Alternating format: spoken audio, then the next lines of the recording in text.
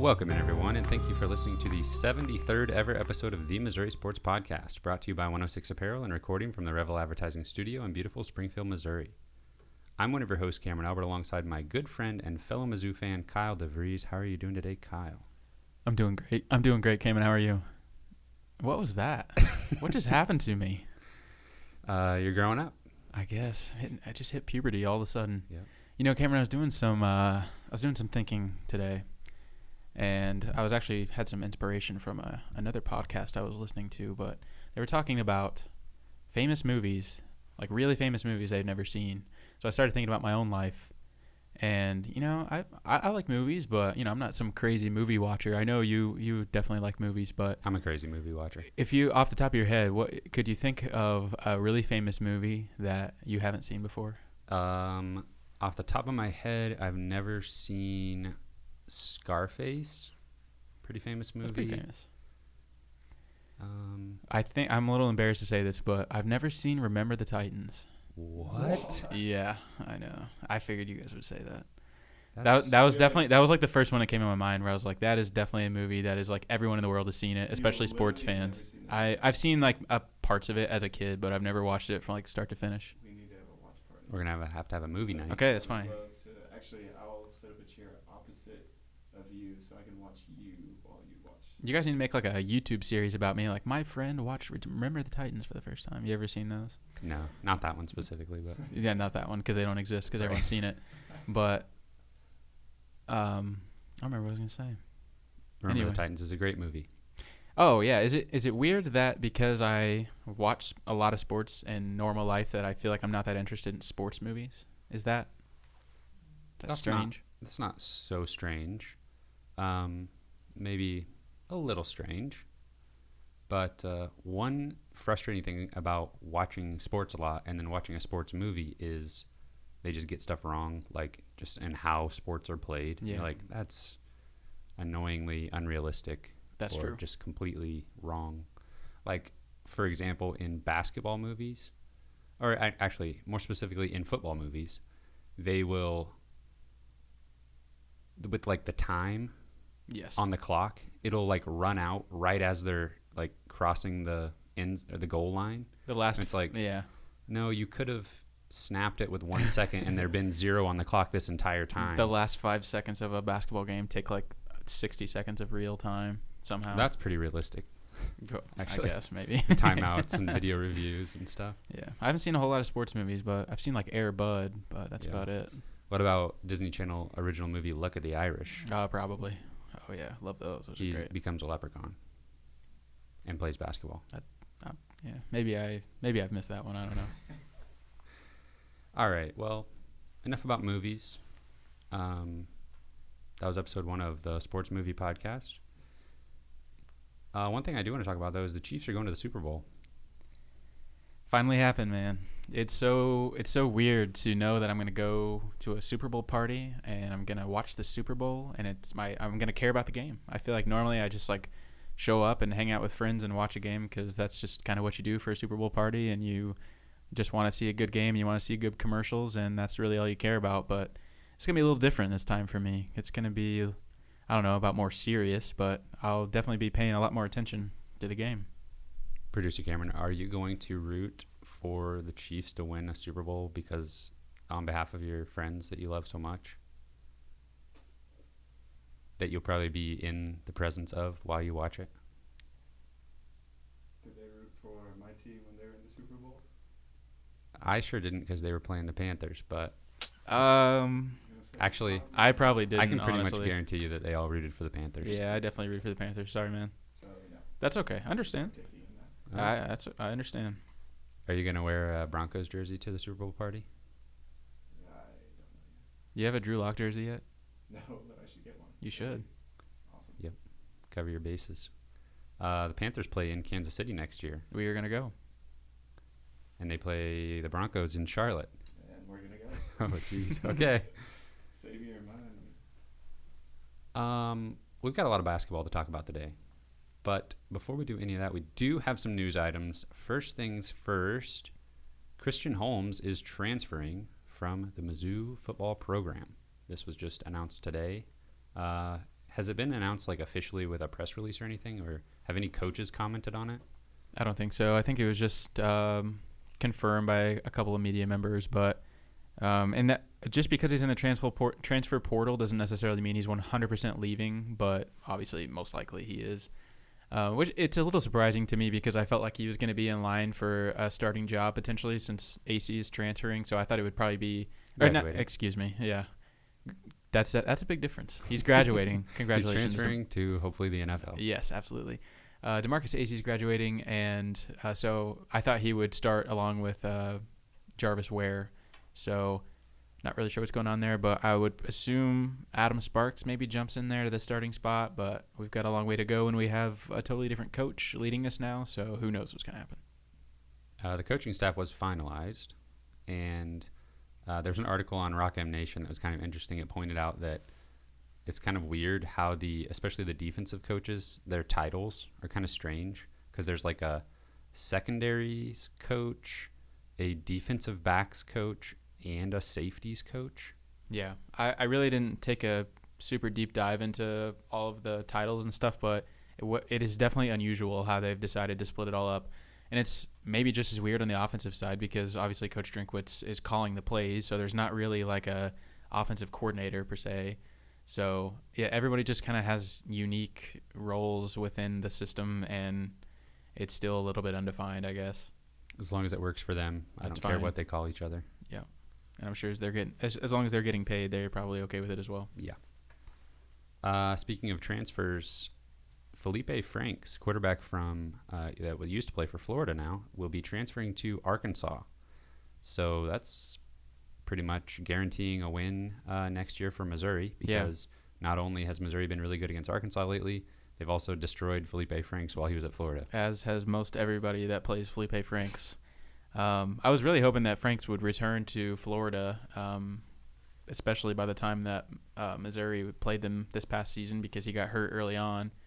Of course, their backup came in and was fantastic, as you would probably think a decent quarterback would be around good players. So Felipe Franks could not do that. So he's going to go to Arkansas and play with probably even worse players. So that's great news for Missouri. Hopefully.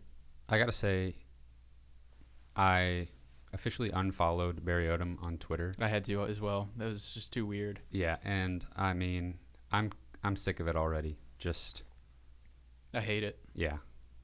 The fact that he was in St. Louis and like posted a picture of the arch and also hashtag WPS. Yeah.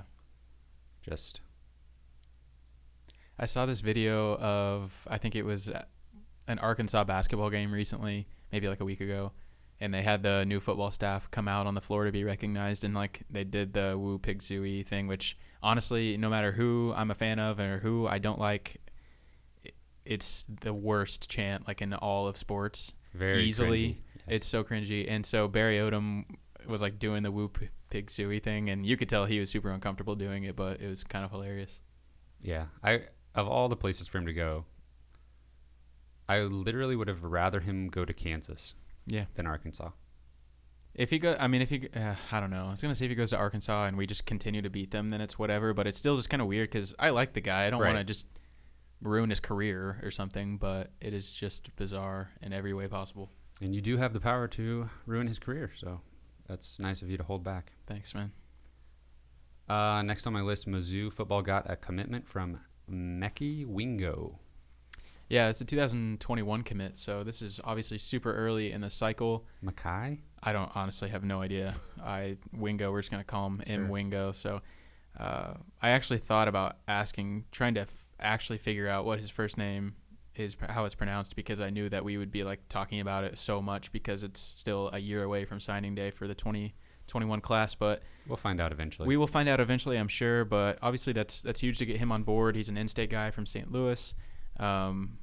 And it's good to get those in-state guys especially on board early because it kind of just sends a message to other in-state recruits. Like, it's a vote of confidence for the new coach, first of all. It's a vote of confidence just for the program in general. Like, it's okay to jump on board early. Like, let's get this thing going. And a lot of times that's how it goes. After following recruiting pretty closely for several years now, the domino effect, the the cause and effect it's very strong in recruiting. So a lot of times you'll kind of see a domino effect after one guy commits. It's kind of a chain reaction. See how many ways I can describe that Domino phenomenon effect. in like Last thing here is not really news, but holy cow, did you see the two teams to the west of us just try to turn a basketball game and not only into a football game, but then into a fight club? Oh, that was incredible. They were throwing punches. Yeah. And almost threw a chair or something. Yeah, D'Souza was like trying to destroy. I honestly, like, what was he trying to do? He picked up a chair, like a stool, and then an assistant coach kind of like stopped him from like doing whatever whoever he was about to like hit. He was about to either like come down on somebody's skull. Yeah, with someone it was gonna or- die. Yeah. And he was like on top of this lady too. Like, I don't even know who she was, but she was just like a fan or a photographer or something. And she's like down on the ground, like just trying to like get away from him, and he's just like holding the stool above his head, like about to destroy somebody. And it was really quite the scene. Do you place any blame on the Kansas State player who stole the ball in garbage time when they were down by 20 and tried to make a play? Is it like kind of douchey? Sure, but am I gonna destroy his skull with a chair over it? Probably not. I mean, especially like we're winning the game. Just let him do it. And Yeah. if And then even after that, you go down and get the block on him, and that's like yeah. the exclamation point. Like, okay, congratulations, you Yeah. tried to do this and you just got destroyed. I feel like So, you should just be like laughing at him Yeah. really more than anything. But yeah, he took offense to that clearly. Whatever happened down there, the Sousa did not Yeah. care for it. Well, then there was the like plainclothes K-State player that just like ran over and was kind of instigated everything. Yeah. From that point, it's just like, what are we doing? Yeah. But since nobody got hurt, we can laugh about it. Yeah, I think that D'Souza got suspended 12 games is I think what I saw. There was like 3 other guys, like two players from each team I think got suspensions, but the other ones were pretty small. I saw on Twitter, I don't know if this was real or not. I don't know. It seemed like it, but on somebody that was calling a different college basketball game on ESPN said, I wonder if Bill Self will suspend him without pay. Yeah, I saw that. And I was like, oh, okay. That was pretty witty. Yeah. Well, that's enough news, I guess. Unfortunately, we have to talk about a couple games that Missouri played this past week. So let's take a time machine back to the Alabama game that Missouri lost 88-74. Of course, this game was in Tuscaloosa. Despite shooting 31 of 31 from the free throw line, Missouri came up short. And even though this was a relatively close game the whole time, it never really felt to me like Missouri was going to, get over the hump and win this game. Yeah, 100% never felt like Missouri was going to win this game. Even whenever they kind of made a little run, I think they got within 3 at one point, like within the last 10 minutes or so of the game. I never really took it seriously. I mean, obviously I wanted to win, but I was almost just more captivated by the free throw shooting by the end of the game. I just kind of wanted them to get fouled so they could just keep shooting free throws. Yeah. Because I never really took them seriously as far as winning the game. Unfortunately, they did not draw any fouls after about the 7-minute mark or Yeah, so. and I So don't they were know- stuck on 31 Right. for the rest of the game. I don't know if that's something that they were changed the way they were playing, or if the refs just decided to stop calling fouls, because they kept calling fouls on Missouri, but Missouri really, they were in the double bonus with like 8 to 10 minutes left in the game and never went to the line again after 31 free throws, which is honestly a ton, especially for Missouri. Yeah. But Drew Smith had a pretty good game in this one. He had 18 points, 6 rebounds, 2 assists, and 4 steals. But just like just about everybody else, he was not very efficient. 18 points on 14 shots. Not the best. Mark Smith had 15 points. Kobe Brown and Xavier Pinson each had 11. And Kobe Brown was the only person that was even remotely efficient. He was 5 of 5 from 2, but 0 for 2 from 3. The shooting just, outside of the free throw shooting was abysmal in this game.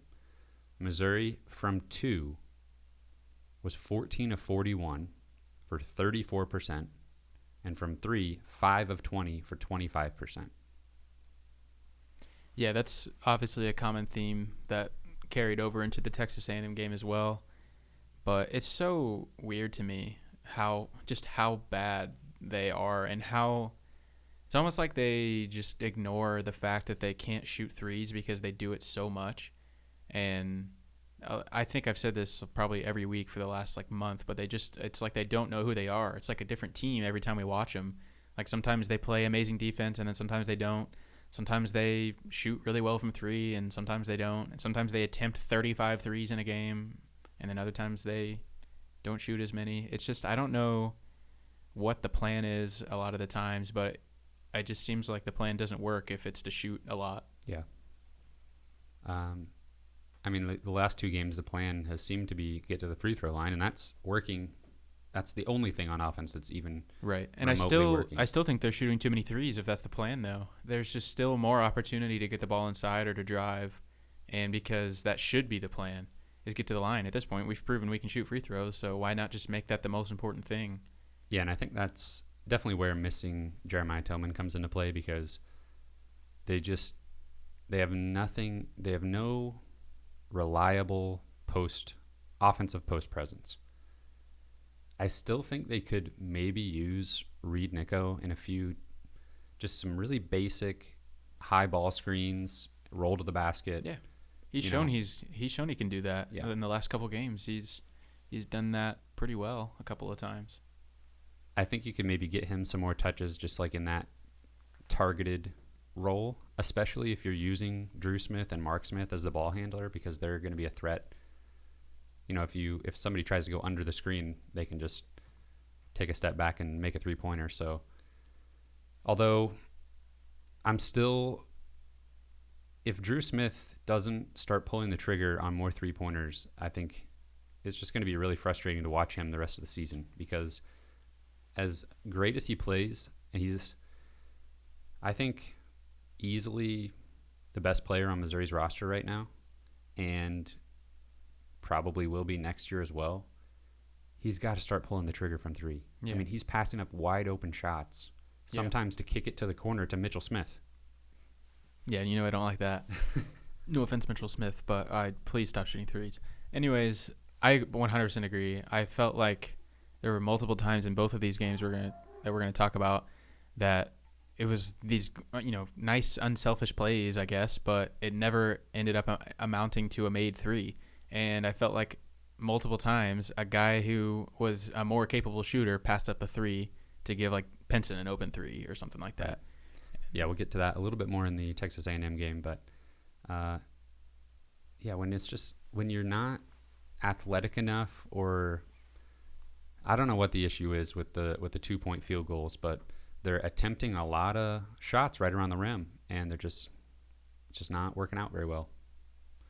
And Alabama did what they normally do on offense. They shot the ball well from deep. John Petty was 4 of 10. He had 20 points on this one. The team as a whole, 13 of 39 for 33%. That's definitely enough to win a lot of SEC games, especially if you're shooting 12 of 17 from 2-pointers. Yeah. It was remarkable how good they were on offense. And, I mean, we knew that coming in, that Alabama was far superior to Missouri on the offensive side of the ball. And, I don't know, you just kind of hope that, especially the way Missouri plays, you just kind of hope that they get cold or something, but that did not happen at all. There's the whole game. I mean, I guess they slowed down a little bit in the second half, but for the most part, at least from 3, they were really good. And when they weren't making a 3, they were typically getting the offensive rebound and putting it back. They were scoring what felt like on 70 to 80% of possessions. It really felt like that. Yeah, and I think there's such a consistent threat from deep that it overextends the defense a little bit, and then they just get layups or dunks. Mm-hmm. And they've got the athletes to finish in traffic, and that just makes a huge difference. What did we even say when we were predicting this game? This seems like about what everybody probably expected. Maybe, I don't know, maybe take 10 points off of each team's score. Yeah, I think that's exactly what I was going to say. I think we predicted the margin correctly, but I think it was a little bit higher scoring than we than we thought, but it was pretty much the same game as what we were thinking would happen. What we did not expect, though, is for Texas A&M to come to Missouri and beat Mizzou in Mizzou Arena. Texas A&M has not been good this year. There's still a conference opponent, and if you're not a good team, you're going to get tripped up by these teams every once in a while. But a home game against a 150-ish KenPom rated team, you got to close it out.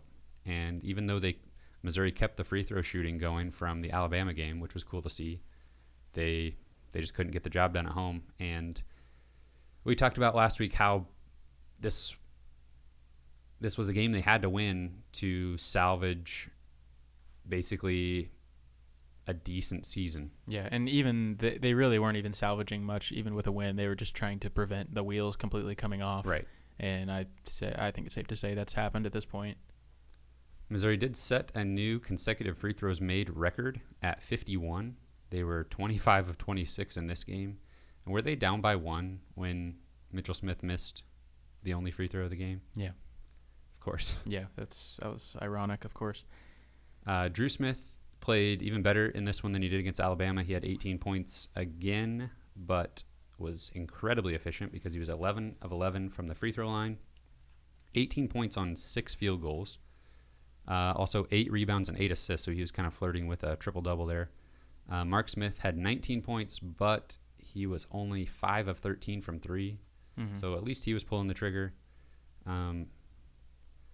Still, Drew Smith, he attempted 3 3-pointers. Mitchell Smith attempted 3. Javon Pickett attempted 4. Xavier Pinson was 0 for 4.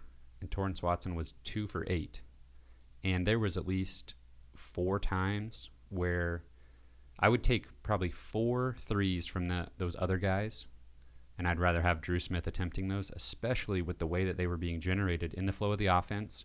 It was not like a dribble pull-up 3 that he was passing on. He was getting the ball swung to him, and he was open. Feet set. Yeah, and he just made an extra pass that was just unnecessary. Right.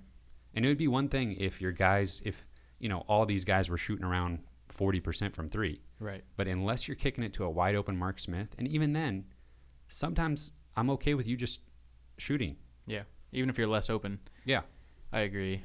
And I thought that kind of started to happen earlier, maybe a few weeks ago. It seemed like maybe something was changing. Yeah, and it seemed like it really benefited the offense for Drew Smith to prove that he would shoot consistently. Because I think whenever he just is pass first and everybody knows it, they can kind of sag off of him on the three-point line a little bit, and that happens. It happened in this game, and he just kind of let him do it. Yeah, and I think I 100% agree. He has to start pulling the trigger. But it was weird. I said earlier that Missouri doesn't know who they are. They're inconsistent. They do different stuff at every game. This was one of the only times of the whole year I feel like where they actually were the same team from game to game. From Alabama to Texas A&M, they were the same team. They shot free throws well. They got fouled pretty often, more than they normally do.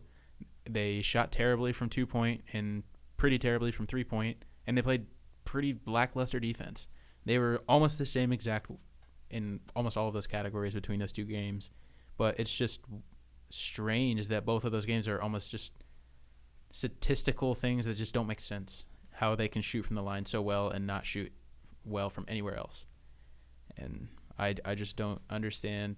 And Konzo's been asked about it multiple times, like, how is the offense going to get going? Like, the questions that he's asked are specifically about offense, and then he answers it with, well, we missed a lot of opportunities on defense. And that's like the first thing he brings up, which is just kind of it's just frustrating because. But now the SEC play has started, and we're pretty well into it. I mean, it's pretty apparent at this point that the defense is not where we thought it would be, and probably not where he expected it to be. Right, and I don't understand that, man. It's crazy that we started off the season, the first half of the season was so good defensively. And the SEC is not like an offensive juggernaut of a conference. Not at all. Yeah, I don't know what happened. The bench was a little bit shorter than normal. Javon Pickett started against Texas A&M because apparently Kobe Brown was out with illness. Mm-hmm. He was dressed and everything, but did not play. And this definitely seems like the type of game where they could have used him. Just a little bit of scoring. And but we didn't see Trey Jackson at all, and you got to think maybe he could have provided that, maybe not quite as efficiently as Kobe Brown, but something on offense just to contribute a little bit. Yeah, I don't get that at all. So we basically just rolled with 7 guys, Pinson and Watson off the bench. Torrance Watson, both those guys had pretty terrible games. Just really inefficient shooting. Pinson turned the ball over 4 times and only had 2 assists. And having a short bench is kind of something that I've hoped the Konzo would play with a little bit at some point this year, because it feels like most of the time we've actually been on the other end of the spectrum where he's playing like 10 guys and he's subbing a lot. So it seems to me like it's might be difficult for guys to get in a rhythm. But now we've seen the other side, and obviously Kobe Brown is a guy that would normally be playing, so it's not like he was just not playing because he's not good enough. But the 7 guy thing didn't exactly go so well either.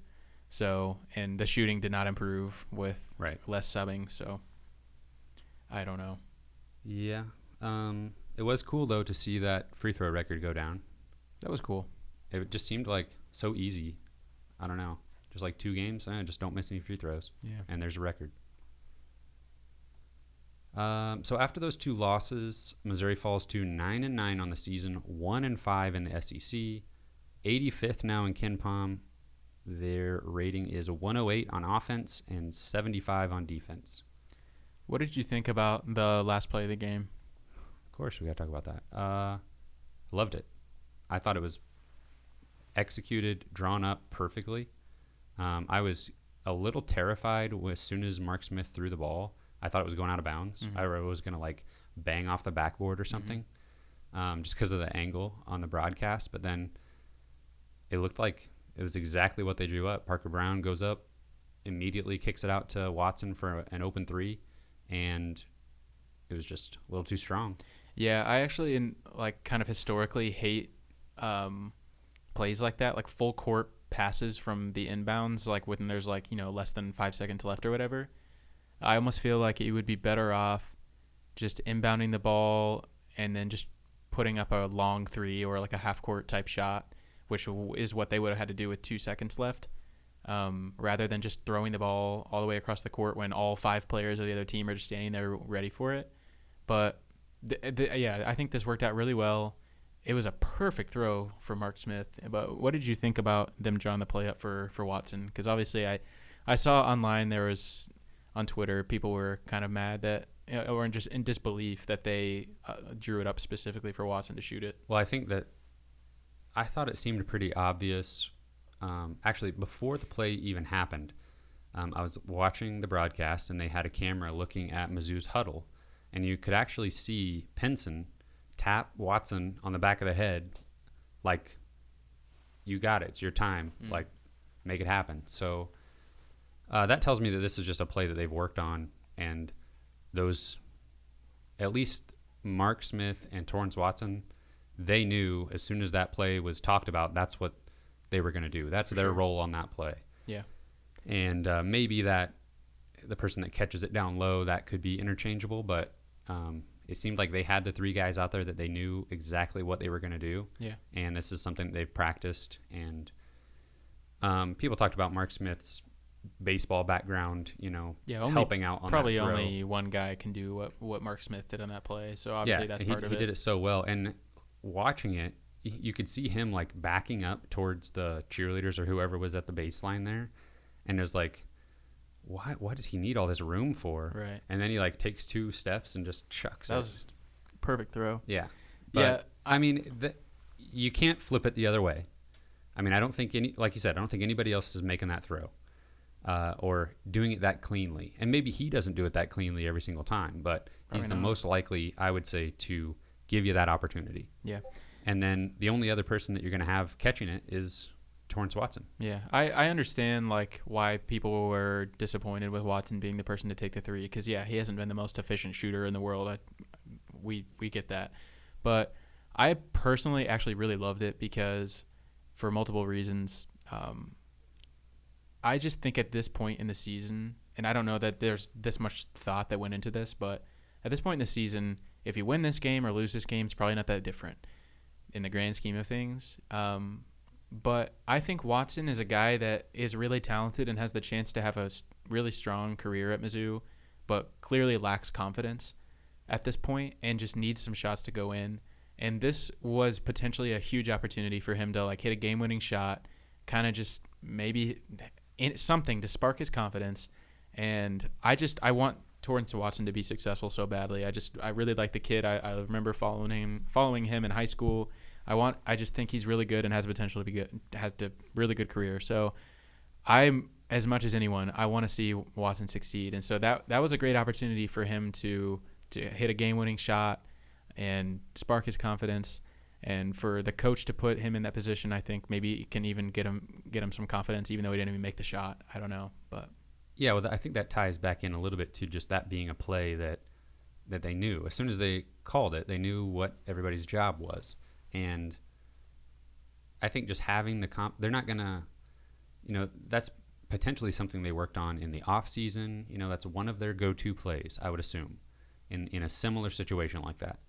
So he knows in this situation, he's thinking, okay, they're going to count on me to do this. And I just think if you did anything else, that would be just screaming to him that you do not have confidence in him to do this.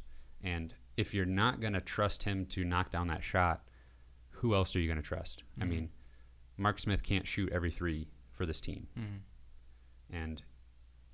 And I think because Torrance hasn't had a great season, it made him even more wide open to take the shot, because I think, honestly, I don't know if Texas A&M had a timeout they could have used there, but for them to look as unprepared for that play as they did was kind of surprising to me, because the way Mark Smith was acting and the fact that they weren't running much like decoy, with the guards up front, it didn't even ever look like they were trying to throw it, on the close side of half court and just take a running long shot like that. So I don't know. It seemed like they should have been better prepared for that. And I think next time Mark Smith is inbounding the ball and he takes a few steps back, the defense is going to know that he's going to chuck it deep. Now that's on film. And I wish they could have taken advantage of the perfect play call. Yes, when they so needed cool it to make that shot. I don't think you can call that exact play again, and at least not this season, and expect it to go that well. Yeah, I'm glad you brought that up. I was kind of overlooking that aspect of the game just because of the fact that we lost to Texas A&M at home. Let's see here. So I looked at the conference-only ranks just looked today, and Missouri is 10th in the SEC in offense and 13th in defense.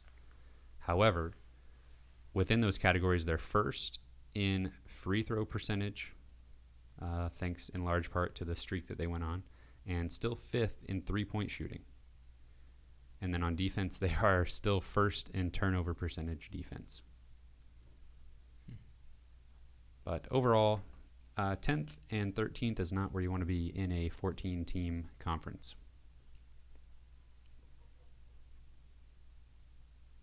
But now they don't have to play an SEC game next. Oh, thank goodness. Gonna go on the road to one of the toughest places to play in America, probably. Yeah. Missouri's, like you said, going on the road to play West Virginia. And for some reason, I don't know if it's just in my head, but this is just like a recurring thing that since Missouri has left the Big 12, when they play Big 12 opponents, it's like the same three over and over again. Because this will be the second time they've played West Virginia in basketball, and they've also played them twice in football, even though, as we've discussed before, they never played West Virginia when they were both members of the Big 12. And as we've discussed, they have had very little success playing former Big 12 teams or teams that are now in the Big 12, obviously West Virginia. Yeah. Since leaving. Yeah, the last time they played West Virginia was like an all-time heartbreaker. It really was. Just especially in a season that had a lot of promise, too. And it ended up being a good season still, but just that, finishing that game off with a win, that's like probably worth a whole seed in the NCAA tournament. That probably bumps you from an 8 seed to a 7 seed if that's just a win on your resume. Yeah, and then we don't have to play Florida State, who was like hotter than anybody. Yeah. Although I still don't think an NCAA tournament team or game was going very well in the circumstances that were Probably not. the end of that season. But Missouri gets another shot to play West Virginia, but this time it's on the road, and West Virginia is ranked 6th in KenPom, 45th on offense, and 3rd in the country on defense. That's what we like to heir. They Yeah, are learn a thing or two from them. Yeah, seriously. They are 15-3 on the season, 4-2 in conference. Their 3 losses were to St. John's, Kansas, and Kansas State. So not bad losses by any means. They're led by 2 young forwards, and one of them, I'm not even going to try to pronounce his last name. His first name is Oscar. And then we have Derek Culver, and they are both almost averaging a double-double. Oscar is at 11.7 points, 9.5 rebounds per game, and Derek Culver, 10.7 points, 9.2 rebounds per game. So a team in Missouri that is without their most talented post presence and has been kind of struggling against some of the premier post players in the SEC. Let's see what this tandem can do when they're playing at home in a conference rivalry situation. I'm not looking forward to it. Yeah, I think West Virginia just had a win over Texas at home by like 40 points almost. So. They were up by 40 at one point, yeah. And Texas is definitely not very good this year, but they're probably around what Missouri's level is. So I wish we were playing Texas in the SEC Big 12 that would have been challenge. nice. I'm glad we're not playing Kansas this year, honestly, though, because we're just would not go well, I'm sure. Yeah, I'd rather play them next year with their new coach. They've got a guard named Miles McBride who also averages 10 points per game, and he's also their best three-point shooter. He's shooting 40% from 3. Big wins over Ohio State, Northern Iowa, Wichita State, and Texas Tech already this season. And they are ranked 3rd in the country on defense, mainly because of their effective field goal percentage defense, which is number 1 in the country. Which is what Missouri already does terribly anyway. Yeah. So, yeah, on offense, they're super balanced. They have 2 talented forwards, like we already talked about. Pretty good guards that can score if they have to and are efficient from the three-point line. It's at West Virginia. They're the best at what we're the worst at. It is not looking like Saturday is going to be very much fun. I genuinely feel like a win over West Virginia would be absolutely shocking at this point, or even if it's very close, I think I'd be surprised. That's probably not much of a hot take at this point. No, not really. Yeah, I'm trying to look at their team and see anything helpful. Their offense is prone to turning the ball over, and Missouri seems to be doing that pretty well in their SEC games, but there's nothing here that a best case scenario in this game. Best case scenario in this game is Missouri keeping it within 10. Mm-hmm. That's if everything goes right. Mm-hmm. Do you know what time this game is on Saturday? Yeah. It is 11 a.m. Well, maybe West Virginia will just be sleepwalking, and all the fans will be sleepwalking. Yep, if that's the case, we can hope for that, and then Missouri will still lose by 8. Bob Huggins, man. He's really good. I was looking at his just kind of his Wikipedia profile and KenPom profile. He took Cincinnati to a Final Four, then coached 1 season at Kansas State before taking the job in West Virginia. Took them to a Final Four really quickly. Missouri actually played West Virginia in the NCAA tournament. I want to say it was like 2010. The year after they went to the Elite Eight, the year after Missouri went to the Elite Eight, they technically by seed, upset Clemson in the first round, and then had to play, I think, 4 seed, maybe 2 seed. I guess the 10-7 matchup would play the 2 seed, right? in the second round, and they got beat by West Virginia, but it was still a pretty good game. And I believe that's the West Virginia team that went on to go to the Final Four. He's a great coach, man. Yeah, and they've just been rolling ever since then. He's so tough. All his teams are always so tough. He just knows what kind of player he wants to recruit, and they just, I don't know, man. They're coachable, and they get in there and they play hard. And they usually don't have recruits that are like, no, jumping off the not at all. The top 10 at you or whatever. He's kind of like, almost reminds me of Mike Leach, kind of just like super old school, just like, I don't know, but without all the memes. Yeah. I don't know what more we can say about this matchup. I mean, yeah. Like I said, even if everything went perfectly for Missouri, I don't see him winning this one. So I've got West Virginia winning by 16. I was going to say 17. Hopefully under 20. Yeah. But honestly, I wouldn't be surprised if Missouri just can't do anything on offense. Hopefully somebody can just make some shots. Maybe West Virginia will not respect their opponent That'd be helpful. and not play as hard as they normally do. And then Missouri would only lose by 12. Then we go back to the SEC with a game against Georgia. Now, as we speak, Georgia has just crept above Missouri in the KenPom rankings. Missouri 85, Georgia 84. Not necessarily something we expected just a couple months ago, but that's the reality of the situation. They are 54th on offense and 125th on defense. So, like, reverse of Missouri, but also a little better at the good thing and a little worse at the bad thing. And almost reverse in the way that I feel like they've just gotten better as the season has gone on. Like, they kind of started out where I was like, they've got some really talented players, but they're probably just not going to be that great, especially in, what is this, Tom Crean's second year? An early career.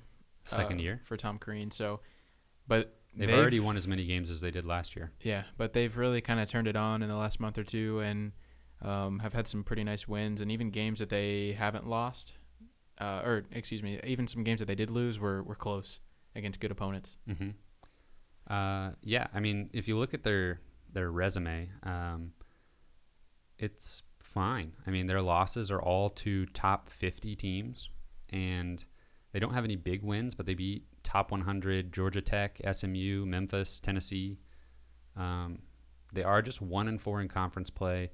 Their overall record is 11-7, but they've been doing enough in these games and not losing to. They haven't been losing in upset fashion, so their KenPom rating is just kind of going up little by little every week until now that they're still not projected to win very many conference games. KenPom has them at 7-11, but they're going to be.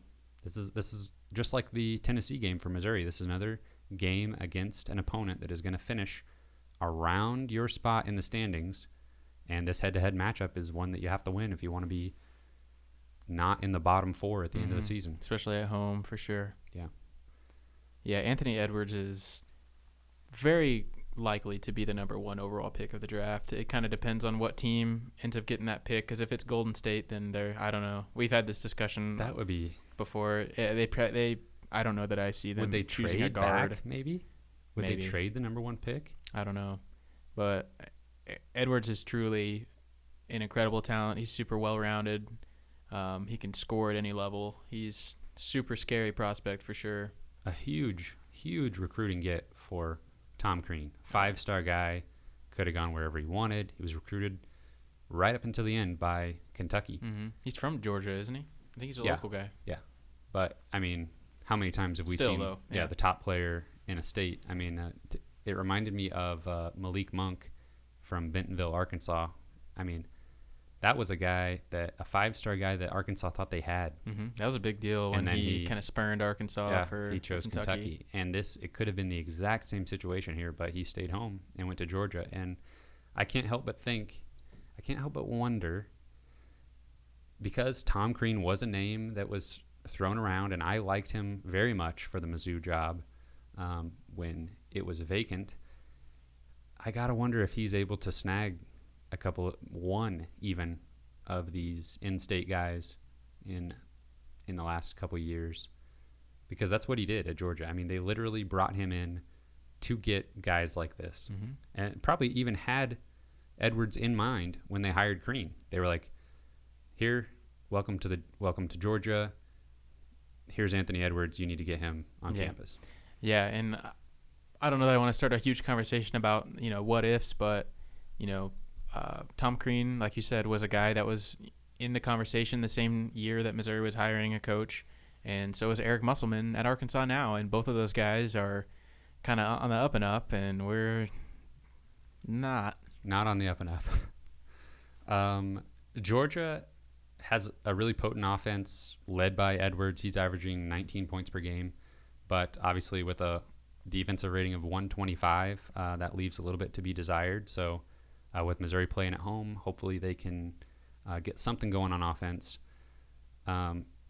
Edwards is pretty much their main outside shooting threat. They're not a great three-point shooting team, but they are efficient around the basket. He just gets so much attention from the defense that he's able to create opportunities for his teammates to score right around the basket. And of course, we didn't really touch on this specifically when we were talking about the Alabama game, but that's their whole philosophy. And a lot of teams, and I would say Missouri would be included in one of those teams that understands the efficiency metrics, and that you want open threes and open layups. You want to shoot three-pointers or right at the basket, and that's something that Georgia does really well. Yeah, they showed the shot chart in the Alabama game, and they literally had every shot they took in the whole game. One shot was mid-range. Yeah, every single shot was either a three-point shot or within 2 feet of the basket. It was honestly kind of a thing of beauty, and I get so angry when I see players taking long twos or little Mitchell Smith fadeaway mid-range jumpers. I'm just like, what are you doing? But I don't want to. That'll really get me going. So we don't want to go down that rabbit hole. One bright spot though. I mean, I already talked about Georgia's defense being lackluster, but when you look at just their conference games and just their rankings within the SEC, they are dead last in defensive efficiency, effective field goal percentage defense, offensive rebound percentage defense, 2-point shooting percentage defense, as well as blocks and turnovers. So lots of opportunities for Missouri to do something offensively. Mm-hmm. And I think we can just kind of hope that this is obviously we expected a win against Texas A&M, but this is the part of the schedule for Missouri that lightens up a little bit. And they've got Georgia, and then next week we'll talk about South Carolina and then Texas A&M again. They're still favored against Texas A&M on the road this time, but really going to have to make some headway here if they want to have anything approaching a respectable conference record at the end of the season. Yeah, if we're losing to Texas A&M at home, I just don't. There's not really very many games, if any at all, that I could feel confident about us winning. And even home against Georgia, I don't really think that we're going to win this game unless just something changes. How bad is it going to be then? I'd say they lose by 6. I'll take the opposite. I say Missouri's going to win by 6.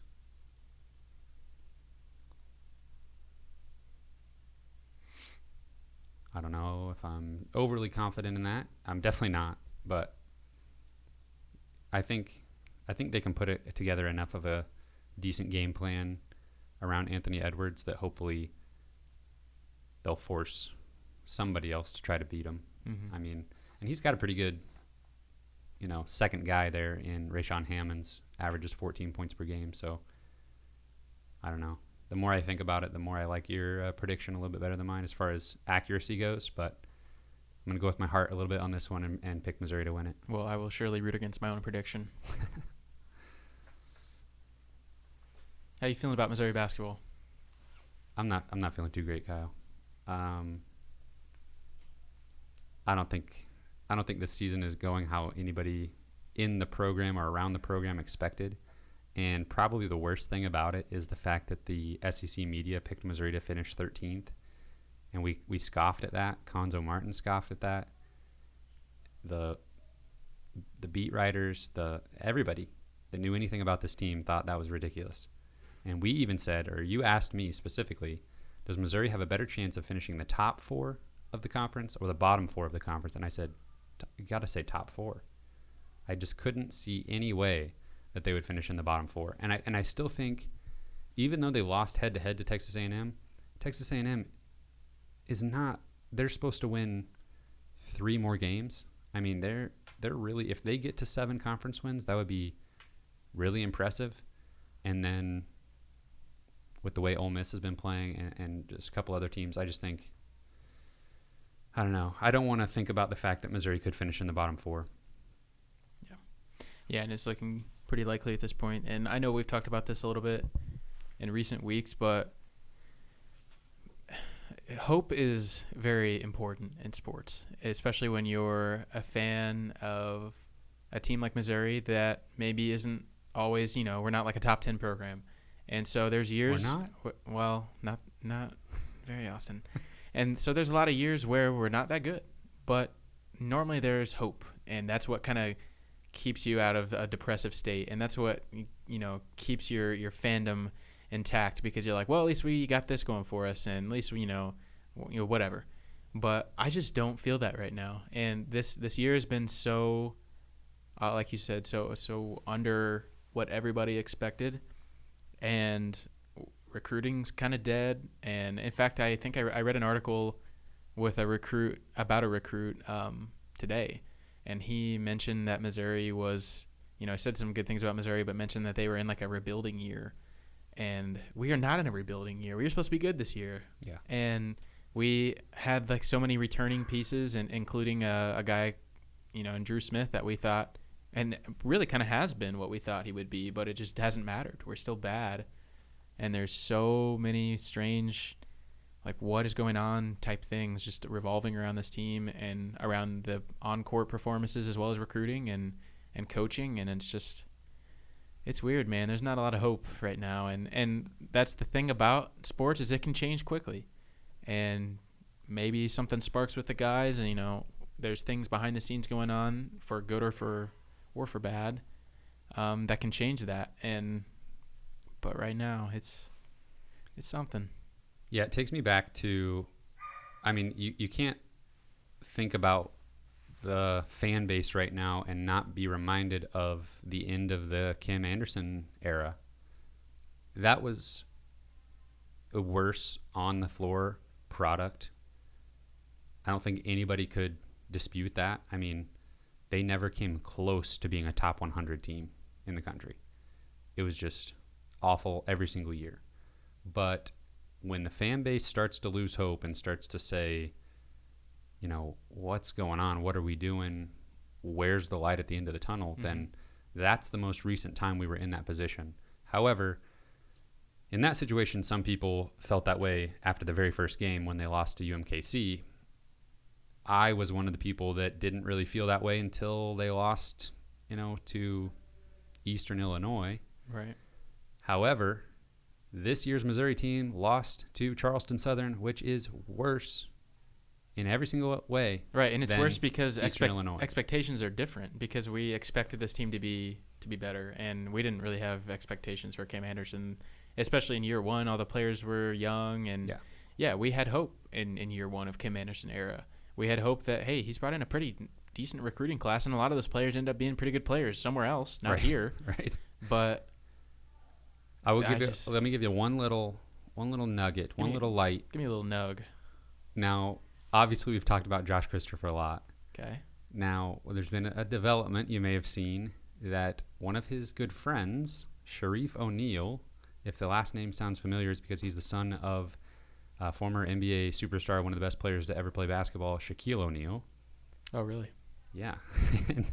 He played at UCLA. Actually, he originally committed to Arizona, I believe. And then when the Sean Miller situation happened, he flipped to UCLA, has played there this season, and he is transferring. and it's well known that he is very good friends with Josh Christopher, and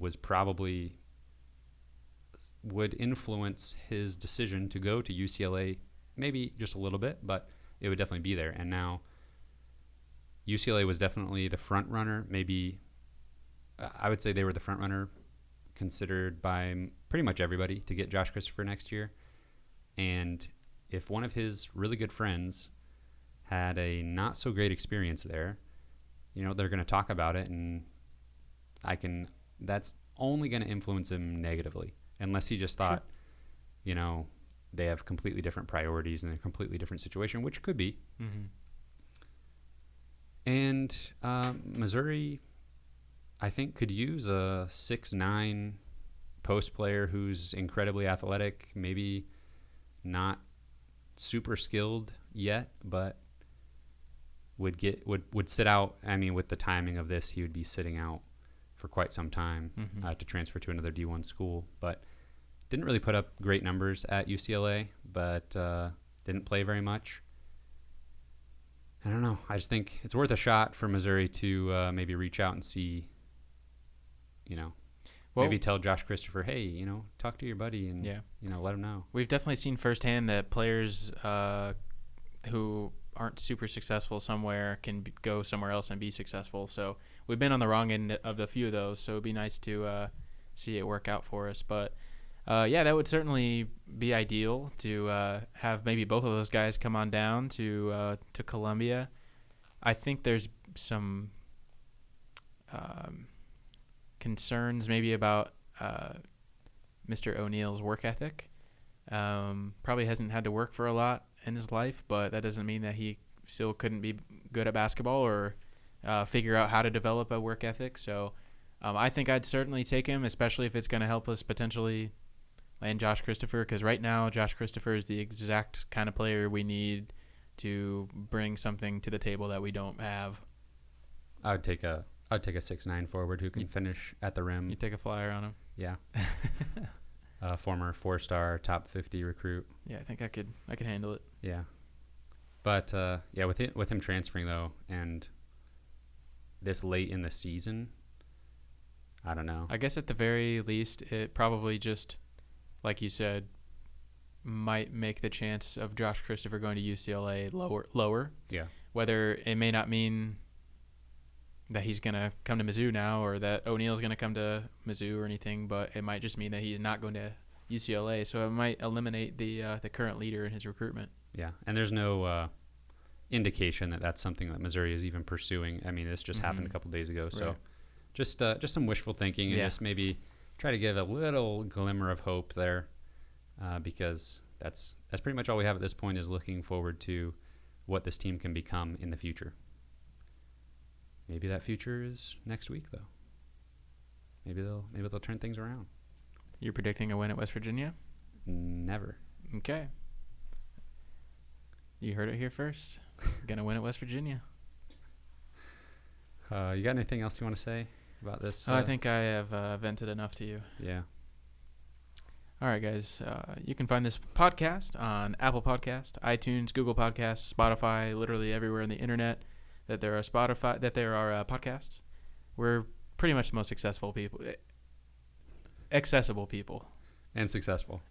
I meant to say accessible, but sometimes just like Freudian slip, because we're super successful. Yeah. We're really accessible, guys. It's on Twitter. We're at Mizzou Sports Pod, and you can email us at MissouriSportsPod@gmail.com. If you email us, I'll just send you a direct link to the podcast. I'll send you just the raw file.